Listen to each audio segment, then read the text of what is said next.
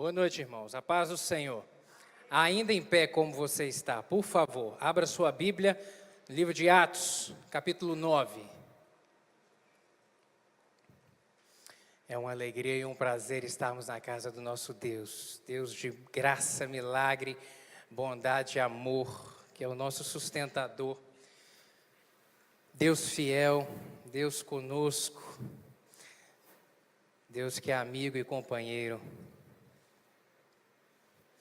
Atos capítulo 9, vamos ler a partir do verso 36. Wesley, aumenta o retorno um pouquinho, por favor. Atos capítulo 9, a partir do verso 36, diz assim: E havia em Jope uma discípula chamada Tabita, que traduzida se diz Dorcas. Estava esta cheia de boas obras e esmolas que fazia. E aconteceu naqueles dias que, enfermando, ela morreu, e tendo-a lavado, a depositaram num quarto alto. E como Lida era perto de Jope, ouvindo os discípulos que Pedro estava ali, lhe mandaram 2 varões, rogando-lhe que não se demorasse em vir ter com eles. E levantando-se Pedro foi com eles. Quando chegou, o levaram ao quarto alto, e todas as viúvas o rodearam, chorando e mostrando as túnicas e vestes que Dorcas fizera, quando estava com eles. Mas Pedro, fazendo-as sair a todas, pôs-se de joelho e orou. E voltando-se para o corpo, disse: Tabita, levanta-te. E ela abriu os olhos, e vendo a Pedro, assentou-se. E ele, dando-lhe a mão, a levantou, e chamando os santos e as viúvas, apresentou-lhe viva. E foi isto notório por toda Jope, e muitos creram no Senhor. Amém. Feche seus olhos, vamos orar mais uma vez. Pai querido, te damos graças pela tua boa mão, misericórdia e graça sobre nós. O Senhor é Deus fiel, Deus de poder, misericórdia. Muito obrigado pelo privilégio que é de estarmos aqui na tua casa. E neste tempo aqui agora que a gente vai passar meditando na tua palavra, Senhor, eu lhe peço que o Senhor fale ao nosso coração, em nome de Jesus. Queremos ouvir a voz do Senhor. Eu lhe peço que o Senhor me dê graça para transmitir essa palavra. Espírito Santo, eu dependo de ti, eu preciso inteiramente de ti. E eu lhe peço que o Senhor abençoe o coração de cada um dos meus irmãos aqui, para que possam ouvir, meu Deus, a palavra do Senhor, e que o teu Espírito Santo possa falar e ministrar de uma forma individualizada ao coração de cada um. E que saiamos aqui nessa noite, em nome de Jesus, renovados pelo poder da palavra do Senhor, porque essa palavra é viva e ela produz vida nas nossas vidas. Nós cremos nisso. Fala conosco, em nome de Jesus. Amém. Pode se sentar, meu querido.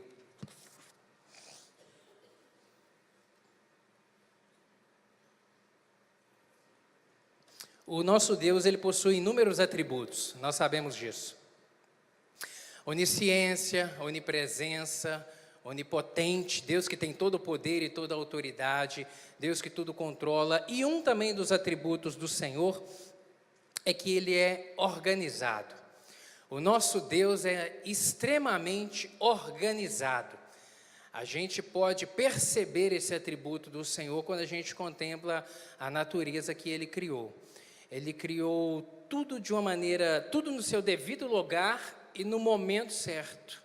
Deus não criou nada de forma afoita, Ele não criou nada em momento inadequado, em momento inoportuno. Ele não teve que fazer nenhum tipo de improviso, Ele não teve que consertar absolutamente nada do que Ele fez, porque Ele é organizado. Então Ele construiu, quando a gente lê Gênesis, a formação do mundo, a gente vê Deus construindo tudo de uma maneira perfeita, adequada e organizada. É, portanto, esse um atributo inerente ao Senhor, e a gente percebe isso na construção da natureza, no sustentar das coisas e nas nossas vidas também.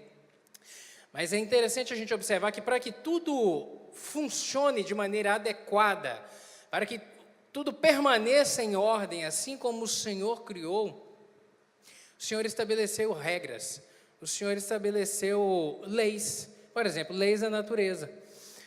O Senhor criou leis na natureza que a mantém de forma organizada. Uma delas, lei da gravidade. Imagina se não tivesse gravidade, a desordem que ia ser. Um caos total. Então ele criou a lei da gravidade, ele criou, por exemplo, a lei do ciclo da vida, onde se nasce, se desenvolve e depois morre. Ele criou o limite da vida. O Senhor criou o momento de se nascer e o momento também de morrer, o momento de acabar. Imagina se ninguém morresse, como é que estaria o mundo? Impossível. Então o Senhor na sua... É lógico que eu falo isso em relação a depois que o pecado entrou no mundo, porque o plano original do Senhor é para que o homem tivesse vida eterna. Mas com a intromissão do diabo e o pecado entrando no mundo, o Senhor teve que limitar a vida do homem. Então, em razão disso, para poder que o mundo continuasse em ordem, ainda assim. Então, Deus, Ele foi criando todas as coisas, criou o ciclo da vida, criou a lei da gravidade, uma outra lei também muito presente que a gente vê ela é a lei da semeadura. É uma lei muito real. E o que é a lei da semeadura? Aquilo que se planta é aquilo que se colhe, de uma forma muito clara e objetiva. Aquilo que se planta é aquilo que se colhe. Imagina se Deus não tivesse estabelecido a lei da semeadura. Pensou o cidadão que planta uma semente, o que você vai colher? Não sei. Pensou se fosse mais ou menos igual gestação? É a gestação, depois que ocorre a fecundação do óvulo com o espermatozoide, vai nascer. Mas os nossos pais, por exemplo, não sabiam o que ia nascer. Se era menino ou se era menina. E aí você imagina aguentar 9 meses. Hoje nós não temos paciência para isso. Hoje está querendo se descobrir quase que de imediato. Imagina se fosse assim na lei da semeadura. Ah, plantou o quê? Eu plantei uma semente, o que vai nascer? Não sei, tem que esperar para ver se é abacaxi ou se é tomate, o que é que vai nascer. Não, não é assim. Deus estabeleceu uma regra. Aquilo que você plantar é aquilo que você vai colher, para que haja ordem. Portanto, eu queria compartilhar contigo nessa noite a respeito desse texto aqui de Atos, o que o Senhor colocou no meu coração a respeito de lei de semeadura. A respeito de semeadura, porque são as suas sementes que determinam os seus resultados. São as suas sementes que determinam os seus resultados. Dá um cutucão em quem está do seu lado e fala isso para ele, olha, são as suas sementes, são elas que determinam os seus resultados. É aquilo que você se empenhar e colocar a sua mão, é que você vai produzir. As suas sementes, portanto. Queria que você abrisse aí a Bíblia agora em Gálatas, capítulo 6. Gálatas capítulo 6.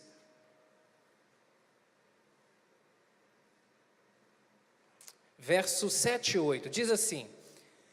Mantenha sua Bíblia aberta em Gálatas, que a gente vai ler também mais algumas passagens aí. Gálatas capítulo 6, 7 e 8 diz assim. Não vos enganeis, Deus não se deixa zombar, porque tudo que o homem semear, isso também ceifará.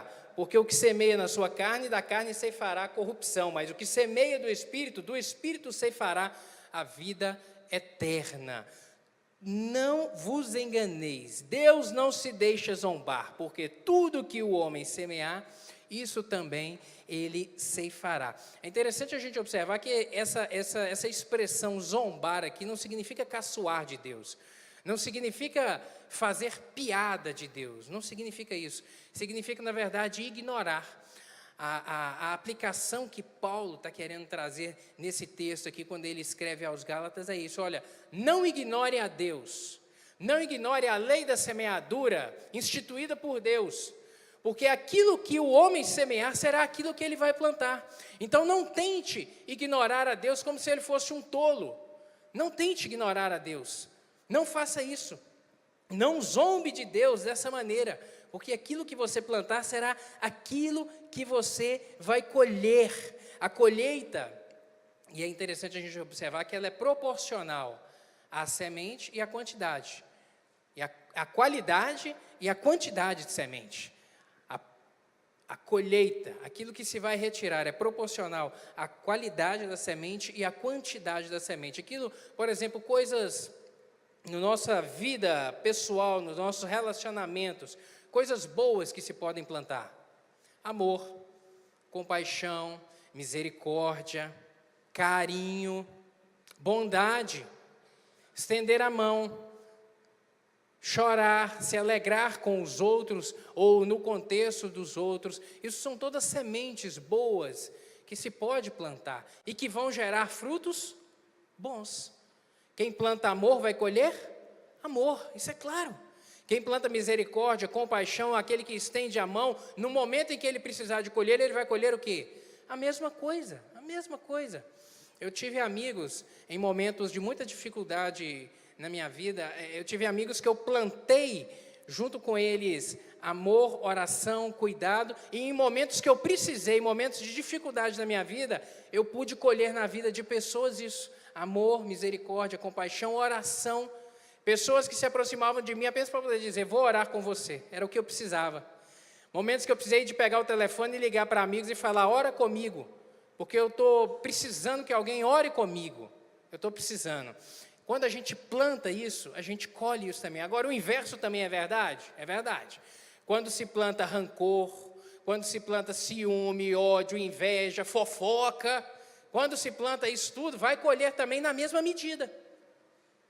E por vezes as pessoas choram e lastimam da vida, por que está tão ruim o relacionamento, por que está ruim as coisas que eu estou vivendo, aquilo que eu estou colhendo, mas por quê? Quando se olha para trás, a semeadura foi boa? A semente foi boa? Não foi tão boa. Plantou coisas ruins, infelizmente está colhendo aquilo que plantou.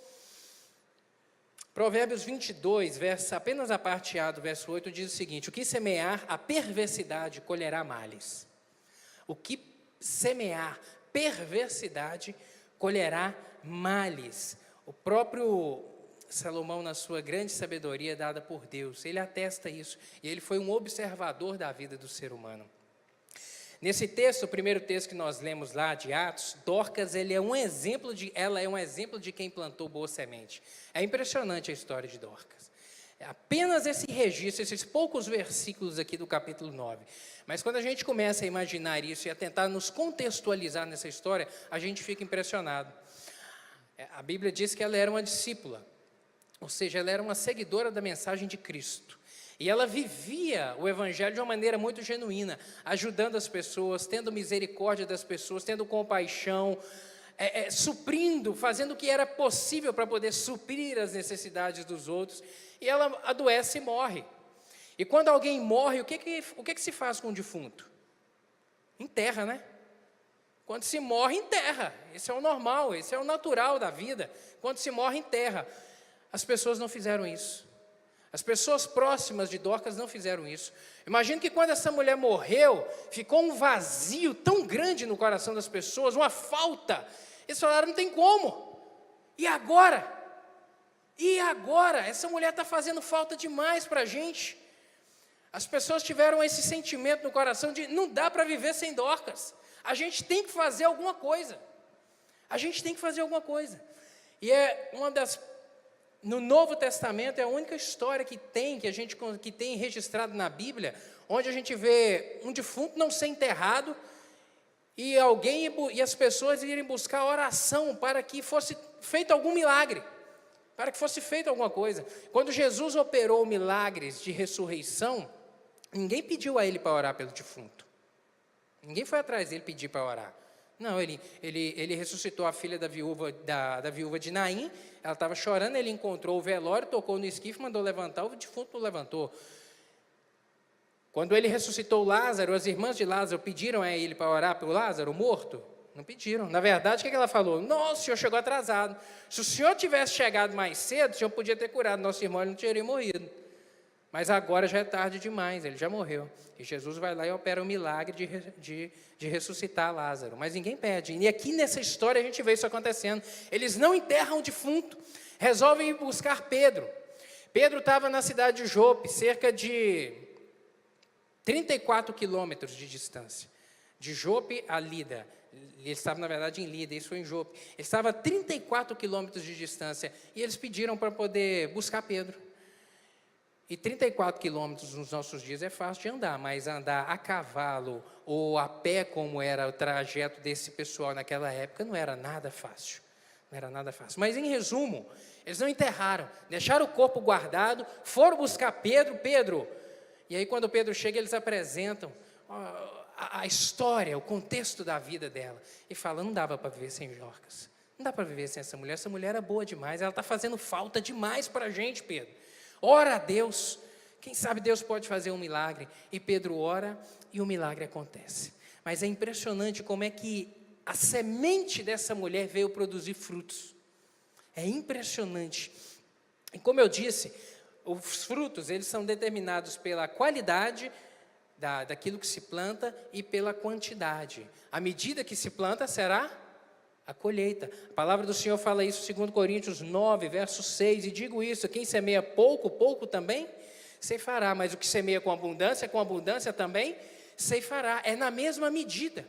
A Bíblia deixa isso de uma forma muito clara. É na mesma medida que se estender a mão, também vai se receber, também será abençoado.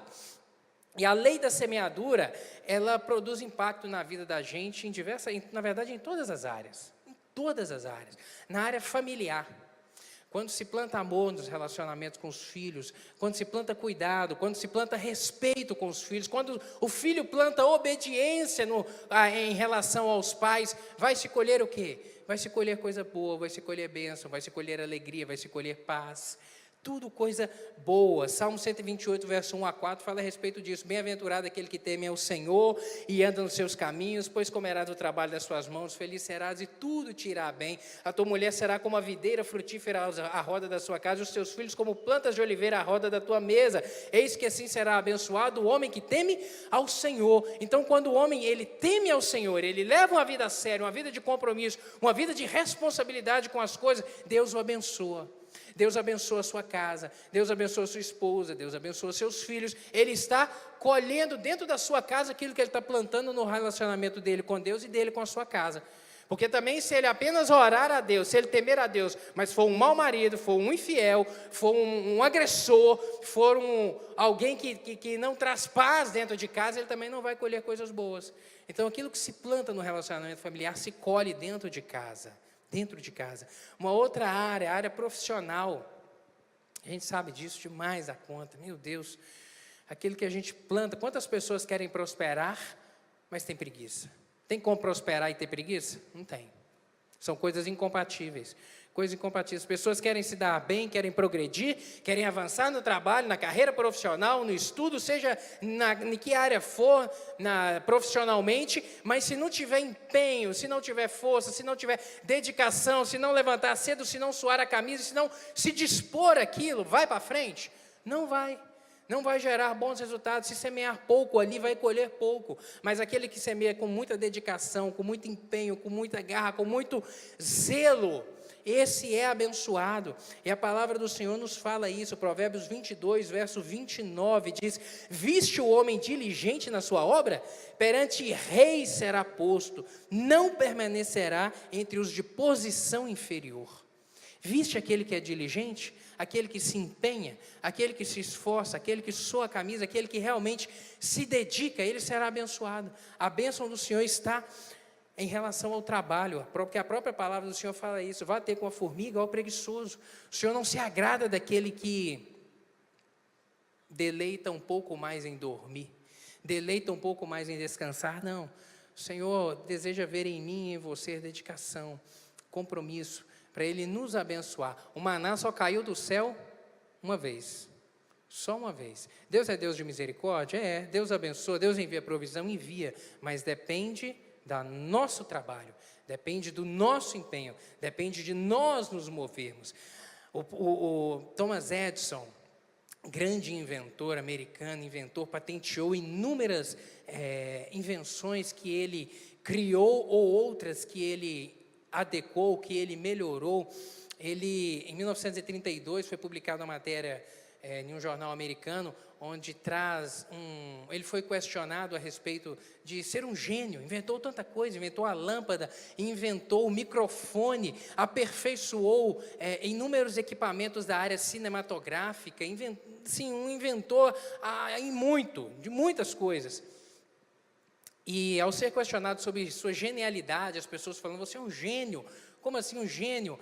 E aí ele fala: genialidade, eu vejo ela sobre outra ótica. Genialidade é 1% de inspiração e 99% de transpiração. significa o quê? Que precisa de trabalhar, precisa de ter empenho, precisa de se esforçar, precisa de plantar, regar, plantar de maneira adequada, de maneira devida, para poder se colher o fruto bom, porque senão não rende, não vai para frente. Por vezes Deus dá, e a gente vê as pessoas orando, pedindo, Deus me dá ideias, me dá plano, e às vezes Deus dá a ideia, Deus dá o plano, mas a pessoa não tem a coragem de tirar o plano do papel e fazer a coisa acontecer. E uma boa ideia, para ela gerar bons resultados, ela tem que sair do papel, senão ela vai ser somente uma boa ideia. Não vai gerar fruto. Para a coisa acontecer, para prosperar, para se colher o bem daquilo, da ideia que Deus deu, que Deus abriu a luz, meu Deus, pintou assim, o Senhor deu a direção, deu o rumo, mas agora eu preciso de ir. Quem vai, quem dá o passo, quem caminha, sou eu e você. Para a bênção do Senhor acontecer, a gente precisa realmente de ir, de fazer. Na área financeira, lei da semeadura, 2 Coríntios 9, versos 6 a 8. O 6 eu já li, mas o 6 a 8 diz o seguinte, eu vou repetir. Digo isso, o que semeia pouco, pouco também se fará, mas o que semeia com abundância também se fará. O verso 8 diz, e Deus é poderoso para abundar em vós toda graça, a fim de que, tendo sempre em tudo, em toda suficiência, abundeis em toda boa obra. Na vida financeira, para ter a bênção do Senhor, a gente sabe, aplicando a palavra do Senhor, de uma forma muito clara, que é necessário ter fidelidade a Deus. Em inúmeras passagens o Senhor fala a respeito disso, do compromisso com Ele, de ter compromisso com o Senhor, de honrar a Ele. E lá em Malaquias, capítulo 3, onde o pastor ministra sempre aqui a respeito dos dízimos e ofertas, é onde Deus vem trazer uma palavra ao povo a respeito de fidelidade. Quem abençoa é Deus. Quem planta somos nós. Mas quem abençoa para ter o crescimento é Deus. Também não vai servir de nada o nosso muito esforço, a nossa muita dedicação, se a bênção do Senhor não estiver sobre nós. Se o orvalho, se a chuva do Senhor não regar a nossa terra, ela será seca. E nada vai produzir nela. Ou vai produzir de forma mirrada, de forma pouca, de forma que não vai ser nem o suficiente. Sabe? E a forma de nós fecharmos a boca do devorador dentro da nossa vida, dentro da nossa casa, nos nossos negócios, a Bíblia fala de uma forma muito clara, que é ser fiel a Deus, que é honrar a Ele, dedicar as primícias das nossas rendas ao Senhor, as primícias do nosso fruto ao Senhor, para que a bênção dEle recaia sobre nós e a gente possa ser próspero em tudo que colocarmos a nossa mão. Na vida espiritual, semeadura. Apóstolo Paulo, lá em 1 Coríntios, capítulo 3, versos 1 e 2, ele vem falando aos coríntios, olha, eu tenho que tratar, infelizmente, vocês como meninos, dando um bom leite, porque vocês não amadurecem. Ele fala assim, e eu, irmãos, não vos pude falar como a espirituais, mas como a carnais, como a meninos em Cristo. Com leite vos criei, e não com carne, porque ainda não podeis, nem tampouco ainda agora o podeis. Não podeis ainda hoje, depois que eu já tive tanto tempo ministrando com vocês, eu ainda não posso falar coisas mais profundas, porque vocês não amadureceram, porque vocês não cresceram, porque vocês não evoluíram, porque vocês não estão plantando espiritualmente para poder colher um amadurecimento da fé. E como que se planta na vida espiritual, meu querido? Lendo a Bíblia, orando, louvando a Deus, jejuando, intercedendo, tendo compromisso em vir à casa do Senhor. É a maneira de nós plantarmos na nossa vida espiritual para poder sermos abençoados. Portanto, a lei da semeadura, ela impacta a nossa vida por completo.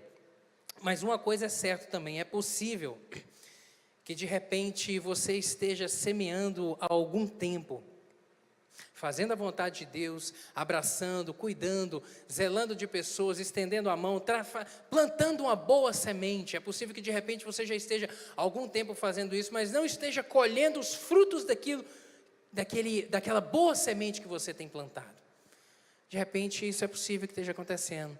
E você esteja se questionando, há quanto tempo eu tenho plantado coisas boas e eu não tenho colhido? Há quanto tempo? E isso está inquietando o seu coração. Você às vezes olha para o lado e vê pessoas que semearam pouco ou bem menos que você, estão tendo uma colheita bem mais farta que a sua. E aí de repente você se questiona, será que Deus esqueceu de mim? Será que Deus está sendo injusto?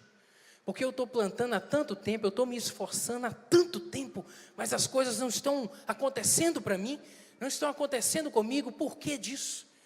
E esse tipo de questionamento, ele por vezes, ele é capaz de produzir até uma crise na fé, uma crise de fé, desânimo, desistência. Continua a sua Bíblia aberta em Atos, capítulo 6, verso 9 agora. Essa passagem do verso 9 vai nos dar um ensinamento sobre como que a gente deve se portar nesse momento, no tempo, para termos a nossa colheita, no tempo certo, no tempo necessário. Gálatas 6, 9 diz aí o seguinte, como é que está aí na sua Bíblia? E não nos cansemos de fazer o bem, porque a seu tempo ceifaremos, se não houvermos desfalecido. E não nos cansemos de fazer o bem, porque a seu tempo nós colheremos, se não houvermos desfalecido. Esse verso 9, ele nos ensina que para termos uma colheita boa, é necessário algumas coisas. A primeira delas é perseverança. Não nos cansar de semear o bem. A gente não pode cansar de semear o bem, de maneira nenhuma. Esse não nos cansar de semear o bem é a condição primeira para que a nossa semente produza e para que a gente possa colher lá na frente. E a primeira condição é essa, é não desfalecer. Se você semeou lá no passado e em algum momento você cansou e parou de semear, agora quando chega no presente ou lá na frente, você não vai colher aquilo que você plantou lá atrás. Não vai colher. Por exemplo, um homem que foi de um casamento de longos anos de fidelidade, de dedicação à sua esposa, de amor, de cuidado, mas quando plantando isso ao longo de anos no casamento, mas lá na frente tropeça em um momento de infidelidade conjugal. Seu casamento, isso vai o livrar das consequências nefastas desse erro? Não vai. Não vai livrar ele das consequências. Plantou há tanto, mas naquele momento ele parou de plantar fidelidade no casamento, deixou de plantar, e aquilo ali vai produzir um grande mal na vida dele. De repente, até um encerramento de um casamento e de um relacionamento. Plantar, não pode parar de plantar, em momento algum a gente pode cessar de plantar o bem, semear o bem, para que a gente não deixe de colher, para que a bênção, a gente não perca a bênção, você só colherá o bem se não desfalecer, se permanecer semeando, não pode parar. Por vezes as pessoas, planta amor, eu estou cansado, estendo a mão, abençoo e ninguém me retribui aquilo, e a partir de hoje eu vou parar de ser tão bonzinho assim. Então aí é que você não vai colher nada mesmo, aí é que não vai colher nada de bom. Tem que semear, não pode parar em momento nenhum. Uma outra coisa que a gente aprende aqui nesse Gálatas 6:9, é entender que há tempo certo. Cada um, meu querido, tem tempo certo para poder colher, cada um. Eu não sei o tempo que você vai colher a semente boa que você está plantando hoje. Eu colhi já graças a Deus, colhi algumas sementes de boas plantações que eu fiz há anos atrás. Outras também não colhi, não sei quando eu vou colher, mas o certo é que tudo tem um momento certo. Tudo tem um momento certo para poder acontecer na nossa vida. O que eu estou plantando hoje, eu não sei quando eu vou ceifar. O bem que eu estou plantando hoje nos meus relacionamentos, dentro da minha casa, na minha vida profissional, na minha vida espiritual, eu não sei quando eu vou colher esse bem todo, mas uma coisa eu sei, eu vou colher. Eu não posso parar de semear para que eu venha colher. Eu não posso parar e acreditar que tudo tem o tempo certo. Dorcas, quando a gente olha para o exemplo dela, ela colheu frutos depois da morte. Ela semeou, foi tão boa a plantação dela, que depois da morte, olha só para você ver, depois da morte dela, ela ainda colheu. E aí você imagina isso. Dorcas, depois de ter ressuscitado, o prazer e a alegria do coração dela, o que ela pensou? Olha só como que valeu a pena. Como que valeu a pena? Ressuscitei em razão da bondade do meu amor para com as pessoas. Por tanto ter amado, abraçado, dedicado e me doado. As pessoas me honraram neste momento. Ela colheu depois da morte. Você não sabe quando você vai colher. De repente vai ser depois da morte. aquilo que você plantou hoje, não que eu estou dizendo que você vai ressuscitar, mas a sua semente, o seu legado, ele vai ficar e vai abençoar, e as pessoas vão lembrar e vão honrar o seu nome, porque o seu nome continua até depois da sua morte, e o direito ele protege o nome das pessoas até mesmo após a morte delas, porque entende que o nome é algo importante para a pessoa. Então, aquilo que você tem semeado, querido, por vezes, não deixe o seu coração se inquietar sobre, meu Deus, não está acontecendo. Quando que eu vou colher? Não se preocupe, descanse. Deus, ele não erra. Deus não chega atrasado, meu querido. Deus não perde compromisso. Deus sabe o tempo certo de fazer germinar aquilo que você tem plantado. Glória a Deus por isso. Uma outra coisa que a gente precisa entender, para não desfalecer na semeadura, é entender que Deus tem Deus tem propósito em todas as coisas. Deus tem o controle de tudo na sua mão e Ele tem o propósito. Deus tem prazer em nos abençoar? Tem. A Bíblia nos garante isso, que Deus tem prazer em nos abençoar. Mas mais importante do que nos abençoar, é também o maior bem que Ele quer nos fazer, além de nos abençoar, é nos conformar à imagem de Cristo. E conformar significa dar a mesma forma. O que Ele deseja produzir, o que Ele deseja causar em mim, causar em você, é nos amoldar ao padrão de Cristo. Esse é o bem maior que o Senhor quer fazer na minha vida e na sua. Esse é o bem maior. E Deus, Ele age em tudo, inclusive em nos fazer esperar. Inclusive quando Ele nos faz esperar, porque esperar é uma das coisas que mais quebranta e prova o homem, é esperar. É uma das coisas que mais quebranta e prova. Nós somos provados quando o bem que a gente espera demora a vir. Quando o bem que a gente tanto está esperando chegar, meu Deus, quando é que a bênção chegará? Quando é que ela vai bater na minha porta? E a gente clama, e a gente ora, e a gente intercede, a gente busca o Senhor. Mas é esse tempo aí de prova, é que é o tempo que o Senhor está agindo na nossa vida. É nesse momento. A espera é uma ferramenta que Deus usa para nos quebrantar, para nos humilhar, para quebrar por vezes a arrogância do coração, a empáfia da alma, para torcer os joelhos, para fazer a pessoa se dobrar perante o Senhor, reconhecer que Ele é Deus. É neste momento de espera que o Senhor trabalha em nós confiança nele, dependência dele. É isso que o Senhor age, meu querido. A gente precisa entender. Deus tem propósito em tudo, até mesmo em me fazer esperar. Por vezes eu tenho clamado há tanto tempo e não tem chegado, mas enquanto isso é o Senhor que está apertando os parafusos, é o Senhor que está ajeitando as coisas, me conformando a Cristo, ao padrão de Cristo, me conformando ao Senhor. A espera precisa ser provida de confiança em Deus, para que o nosso coração não fique aflito. A espera precisa de ser provida de confiança no Senhor. Salmo 40, verso 1, diz que esperei com paciência pelo Senhor, e Ele se inclinou para mim, e ouviu o meu clamor. Eu esperei pacientemente, o Senhor se inclinou para mim, mas Ele só se inclinou para mim e ouviu o meu clamor, porque eu esperei. Eu aprendi a esperar pacientemente nele. Eu confiei. Salmo 42, verso 5, também diz, o salmista falando, por que estás abatida, ó minha alma? Por que você está inquieta, ó minha alma? E por que se perturbas dentro de mim? Espere em Deus, pois ainda o louvarei. Eu ainda verei a salvação do Senhor no tempo presente. Espera em Deus, minha alma, espera. A gente precisa de nutrir, meu querido, a nossa esperança com confiança em Deus, sabendo, Deus, eu sei que o Senhor vai agir, eu sei que o Senhor vai operar, eu sei que o Senhor vai transformar as circunstâncias e as situações, e eu quero aquietar o meu coração no Senhor, sabendo que o Senhor tem o controle de tudo, E para encerrar essa palavra, meu querido, eu disse lá no início que foi Deus quem criou as leis da natureza, foi Deus que criou, para que tudo permanecesse em ordem. Mas eu quero te lembrar que o nosso Deus, Ele está acima das leis da natureza. O nosso Deus, Ele está acima de tudo. Ele controla e Ele rege o mundo, e Ele rege as coisas com a sua batuta. Ele é perfeito, Ele tudo domina, E há momentos